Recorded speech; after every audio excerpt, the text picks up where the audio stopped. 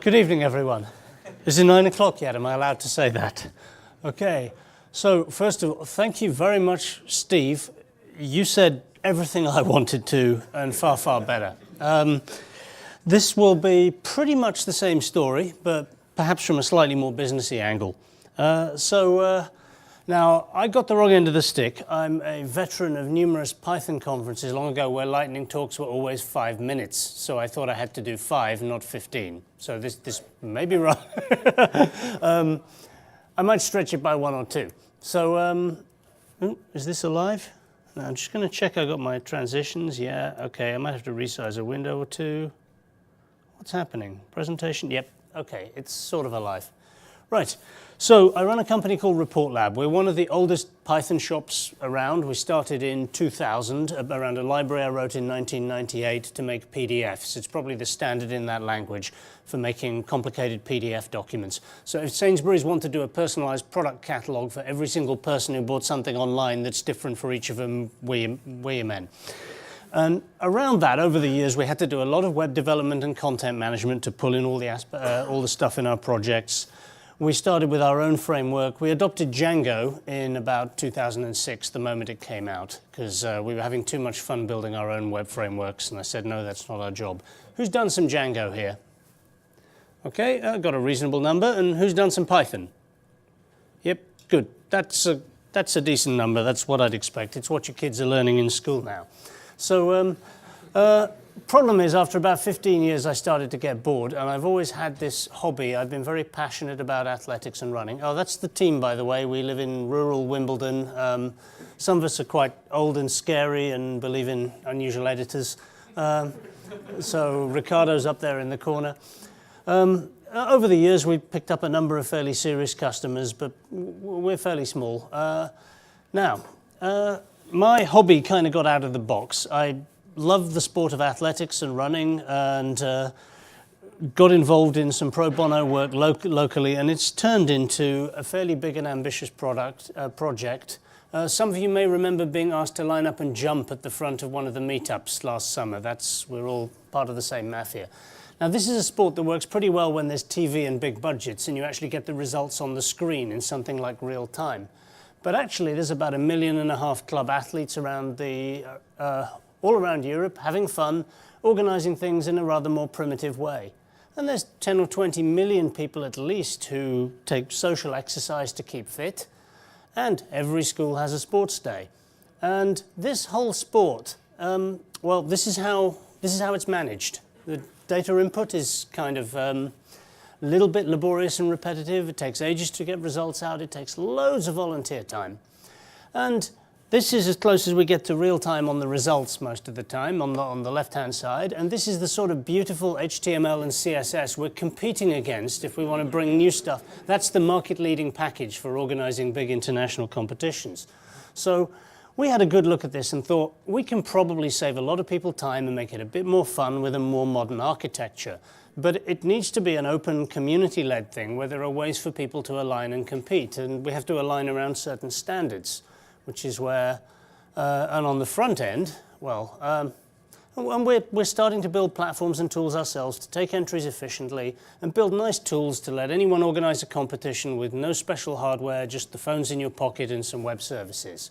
So it's big, ambitious, megalomaniac. Various friends in the sports community have got involved. Tom Conlon gave a great talk last summer. He's our real-time guru and introduced me to Vue. Now, the business side of the story. So we had a regular business, actually earning money sometimes from corporate customers. This thing kind of started to take over. We got onto a European Union funded open data accelerator last year. And has anyone heard of the lean startup methodology? Yeah, so the idea is you go and prototype and promise everything to find out if people will buy it really fast without much good engineering behind the scenes. So we had to do this to stay in the game.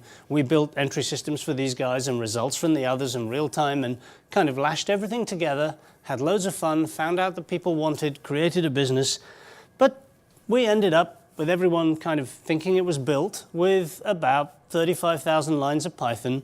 To be fair, the JavaScript is mostly other people's stuff copied in, a lot of HTML templates, and a whole load of code that wouldn't scale to the world. So it all needs to be refactored and turned into something clean and well architected now. And front end, well, it's been a point of pain for all the reasons that Steve explained. I and my colleagues have done the minimum necessary amount of JavaScript for about the last 18 or 19 years. It's got gradually less painful. At every point when we say, let's look for a standard, you're a bit busy, you dive into something, don't quite get the hang of it, but never mind, because 3 months later there's a better choice. So we had a good go with Polymer a year ago and discovered Vue, well, thanks to Tom bringing me along to this one when Evan did his presentation last summer. So that's the dark side of the lean startup approach, is at a certain point you pretty much need some rewrites and need to get back to engineering. Now, we need a couple of things. We need to build a number of single-page apps for specific tasks that are quite interactive, capture data for people, send it back to the server. But there's a lot of things where the traditional server-side browse, submit a form actually works pretty well. But your templates get more and more complicated. You've got JavaScript embedded inside them. You've got Python template tags generating chunks of JavaScript, and in some places 4 languages in one source file.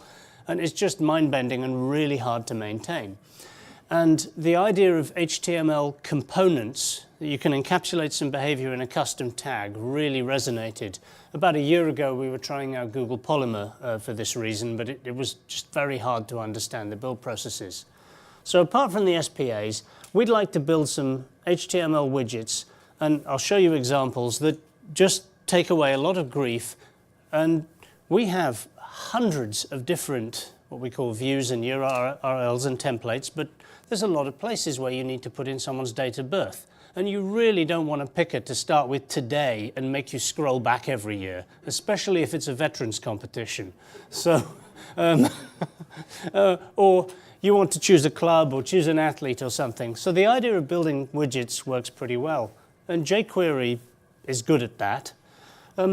More generally, my grief as a boss trying to build things to fix prices is, with Python, generally things go reasonably on schedule. It always runs the same way on the server. We got a test suite, it passes. Our front ends, we never quite got to that point. We've tried many different approaches to testing on the front end, but we spend as much time dealing with false positives and trying to get things to run stably. And we just wanted to make sure that what we're doing on the front end was more testable and reliable. And because we're developers, you know, it just sucks knowing that you can't understand all the kids half your age anymore, so we had to catch up a little bit. So, thank heavens we picked Vue. Now, I'll quickly show you the first single-page app. Now, entertaining, so this is, oh, and my screen resolutions have all gone wrong. So, we currently have a contract to build a system for athletics federations in small countries. And we're starting off with Estonia, which is about the size of a little English county. And they need an online entry system for their competitions. Now, next week on Saturday is their Inter-Clubs Cup, where the clubs will say, I've got people in different age groups doing the relay, doing this and that and the other, and we need a modern entry system for this that people can use to capture who's doing what. We kicked off in mid-December. Then our contact there announced she was off to Australia for a whole month and getting back last week, and she hadn't given us the requirements yet. So last week, my colleague Ricardo sat down to write his first single-page app in Vue, and this is it. That actually means men, women, boys, and girls, and we've dynamically loaded from our server all the people in the right age groups. So in the 60-meter sprint, we're going to put 2 people in that, and then we're going to have some of them in the relay, and it'll only let us put 4 in, because you can only have 4 people in a relay. They're all grayed out. And let's see who's going to be in the girls 800. And it's kind of all obvious, and he had it working in 2 days. And this has never happened to us, even when we knew what we were doing before. We haven't found a browser bug yet. The customers are going, wow. And remember the screenshots of what we're competing against that I showed you earlier. So that was just unbelievable to me. This is the traditional technique of dropping scripts on pages. There's no tool chain here. But it feels sane, it feels readable, It's quite easy to tie in with our back end. We just render some chunks of JSON with the names, and we're really happy that we can build these rich components. So if we got any questions on building that, then yeah, Ricardo up there on the corner can answer them later. Meanwhile, I had to take the other tack myself. Yeah, we'll later on when there's a bit more time, we will probably go through Webpack and tool chains. It was just how many things dare I learn in 1 week and still deliver. Now, the second target for all the existing server-side pages we've got is to be able to encapsulate some common behavior so the person laying out the page can just drop a tag on the page and say, this is what I want, and configure it with attributes, because anyone can learn to do that really quickly and make sure they're testable. Now, in athletics, we have this thing called the decathlon, and that's, well, I'll come to that in a moment. So a really simple one. We've got a web page where people are taking competition entries. The competition's closing tomorrow. It's got this little thing saying closing date tomorrow at noon. And some old guy phoned me up and said, but it's tomorrow. Why isn't it big and red and flashing? And he's quite right. We don't change the code every day, but so you want a closing date component that will actually do that to you and tell you when you've missed the deadline or it's approaching. Nice, simple baby task. Now, on the right, that's the most complicated one of the lot. This actually uses an open source library we're writing to carry all the scoring tables in the sport, let you key things in, calculate your total score as you're going.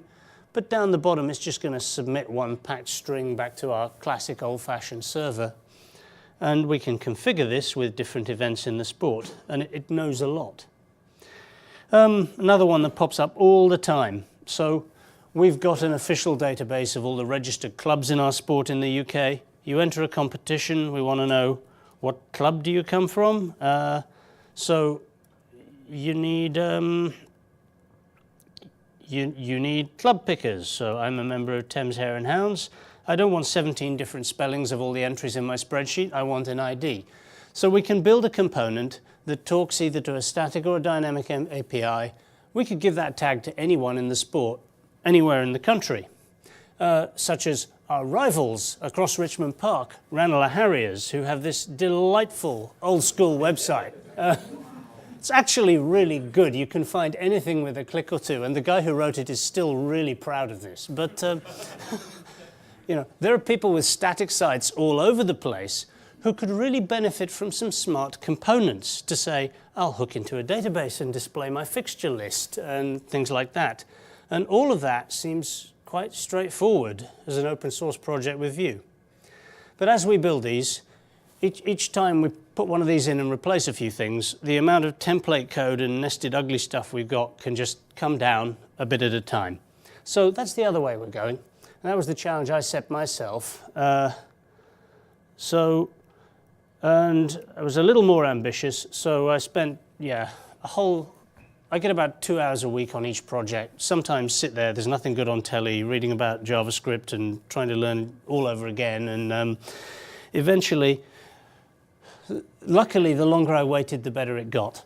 So quite recently, I tried, and then it was Webpack or Browserify, which one do I choose, trying to understand the differences. Eventually, I just found Vueclide, typed some commands, and had a starter project, and took the starter project and just checked it in a subdirectory of our main Django app and said, right, that runs. We check it works on the MacBook and on our Ubuntu boxes. And then change the widgets in there a little bit. There was a component that did something. I added my closing date, added a few more. And then something really strange happened. I'd been scared of all these tools. And as I was typing and hitting Control S, and it was linting my code and fixing stuff for me, I realized it was just teaching me better JavaScript patterns. And I know the core language reasonably well, but and weird stuff. I don't need to put semicolons everywhere and close all my braces and it's indenting it. It was a really pleasant surprise. The even nicer one is that I've realized now that JavaScript is finally turning into Python. So, now, of course, you want your components to be testable. So I looked around for another Vue component or two. I think it was Select2. Just looked at how they'd written the test. Thought, okay, I'll follow that pattern. I'll write a 2. Changed a test or two. It jumped from 50% to 100%, and I got a nice green tick. So it's absolutely wonderful that Vue CLI and the Webpack template, don't try to understand it. That's a whole separate journey. Just start changing it into what you want. You've got a fully working tool chain that will teach you JavaScript and start you with good habits. Now, the bit that wasn't obvious, and if anyone else is trying to add components to a legacy site, this may be slightly useful. Every Vue app I've seen has Vue or div ID equals app, and then you replace and clobber the contents of that and completely replace it with what you're building in JavaScript land. Our situation is we've got base site templates in Django, hundreds of pages and URLs already. We don't want to replace and just get rid of all of our content and have a blank screen. We want to do what jQuery always did. I have a special tag and I give it some magic behavior.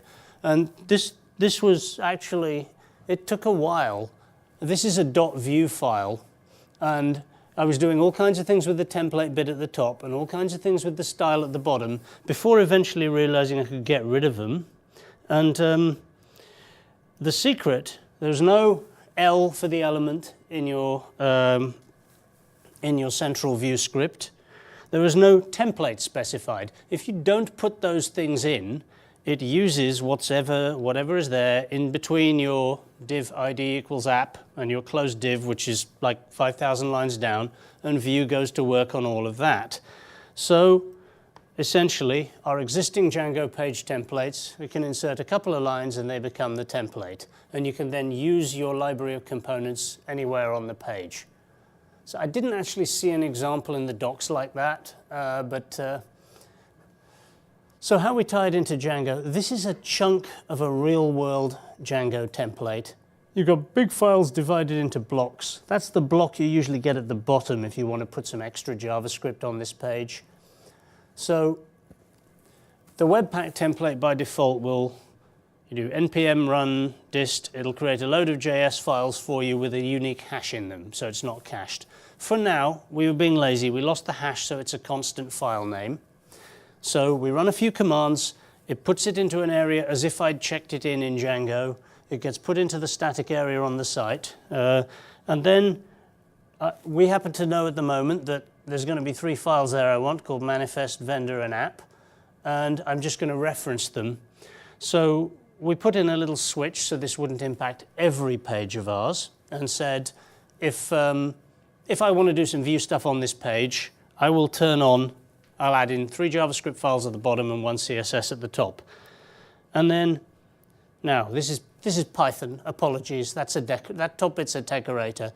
Basically, you write loads of views saying, I get a request, I get some parameters, I do some stuff, and I render a template. That's how Django works. If we put this little decorator on saying, this one needs to use some Vue stuff. At that point, I've got a little switch in my template saying this is in Vue mode, and the other stuff kicks in. And anywhere in that template, I can now put in my custom tags and they will work. There isn't an overall app with any brains. It's always the same. But this can still be but for us, this is still extremely valuable for refactoring old pages and having some pretty smart components that will conduct their own dialogues with external servers and do things and just capture the right fact. So that's how we're tying it into Django. So that is basically that. I think, as I said before, I think in terms of the learning curve and the journey and the experience, Steve has said it far, far better than I could, but I'd thoroughly endorse all of that. If anybody is considering, or dithering, fiddling around late at night and wondering, dare I try something in production? Dare I try it in a real project? You're talking a day or two and you'll be really pleasantly surprised. And just the feeling of safety and stability as a manager, knowing that JavaScript development is now something predictable, is quite remarkable. So, thank you very much, everyone. Yeah.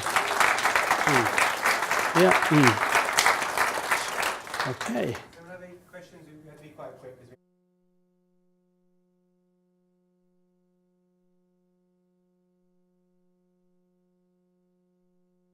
That you generated by PCLI, you dropped into the Django Yeah, absolutely. I just checked it in under a subdirectory, called it front end, and then arranged the webpack so it bunged something out in a different directory I already knew about. Right, Yeah.